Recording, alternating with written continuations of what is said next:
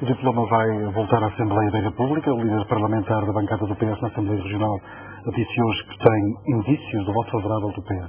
Portanto, o diploma vai ser confirmado na Assembleia da República. Tem indícios nesse sentido também. O que faz sentido ao Partido Socialista é manter a coerência que até agora desenvolveu. Evidentemente que o Partido Socialista não manteria a firmeza com todos os inconvenientes e com todos os sobressaltos e críticas da opinião publicada, sobretudo dos setores centralistas. E depois agora ia fazer o contrário à última da hora. Portanto, a minha expectativa é que o Partido Socialista confirme o diploma. Confirmando o diploma, o nosso Estatuto de Autonomia entra em vigor. Se o PSD surge, que é uma verdadeira infelicidade em termos de abordagem autonómica nos tempos que correm, e uma vergonha para os seus fundadores, e para aquilo que o PSD era nos Açores, uma vergonha. Mas se o PSD invocar e pedir a fiscalização sucessiva no Tribunal Constitucional, o que acontecerá é que daqui a um ano e meio, quando o Tribunal Constitucional tomar essa decisão, se for favorável, o Estatuto está como está. Se não for favorável, é apenas aquela norma que deverá ser retificada. Ou seja, nós não vamos perder tempo nenhum com o nosso Estatuto. O nosso Estatuto, uma vez confirmado, será obrigatoriamente promulgado pelo Sr. Presidente da República e entrará em vigor. Num processo desta natureza, eu não vejo como alguém poderia pensar que a autonomia regional não teria obtido uma importante e significativa vitória. Há outras vozes que se levantaram nos últimos dias, exatamente ao lado de Cavaco Silva. Recordo, por exemplo, o constitucionalista Jorge Miranda e também o Provedor de Justiça, Nascimento Rodrigues. O caso do Provedor de Justiça pedir a fiscalização, não preventiva, porque ela já não pode ser. O Sr. Provedor, que aliás tem fim de mandato, já nos faz ameaças dessas há muito tempo. Então, uma vez me fez uma ameaça numa reunião, quando estava ao meu lado, a dizer que ia também pedir a fiscalização da constitucionalidade do diploma que criou nos Açores do Provedor da Criança. Ainda não o fez. Mas também me disse, numa forma muito singular, que pediria essa fiscalização se nós procedêssemos a essa nomeação. E tem havido exatamente um diálogo entre o Partido Socialista nos Açores e o PSD sobre esta matéria, do qual resultou exatamente que era importante consagrar a possibilidade de haverem provedores regionais neste Estatuto Político Administrativo. E é essa a razão pela qual nós ainda não nomeamos o provedor da criança acolhida, que foi uma proposta aprovada por unanimidade no nosso Parlamento Regional. E vamos fazê-lo, porque agora podemos efetivamente fazê-lo se o Estatuto for publicado, independentemente do recurso à fiscalização posterior do Tribunal Constitucional. De resto, é uma situação extraordinária, porque existem recomendações ao nível europeu, a todos os níveis, do Conselho da Europa, do Congresso dos Poderes Locais e Regionais da Europa, para a criação de provedores regionais e provedores locais, não só regionais como locais. Mas, em Portugal, o provedor de justiça tem um sentido exacerbado de propriedade sobre a sua função de provedor, da qual nós discordamos. O nosso núcleo autonómico tem dignidade suficiente para também poder ter provedores sectoriais. Não é necessário que todos os centralistas convirjam para nos atacar a todos os níveis, inclusive ao nível da criação de um simples provedor da criança acolhida.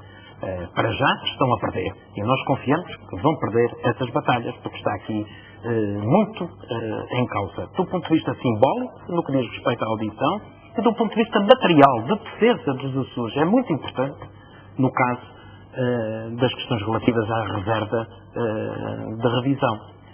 Porque as pessoas em casa por vezes não compreendem isso, mas se nós não tivermos essa reserva de iniciativa para rever uma norma do Estatuto e só com base no facto de nós termos essa iniciativa, a Assembleia da República é que analisar, isso quer dizer que a qualquer momento um senhor deputado em Lisboa apresenta uma revisão de uma norma qualquer do nosso Estatuto em que destrói, por exemplo, facilmente a autonomia financeira dos Açores.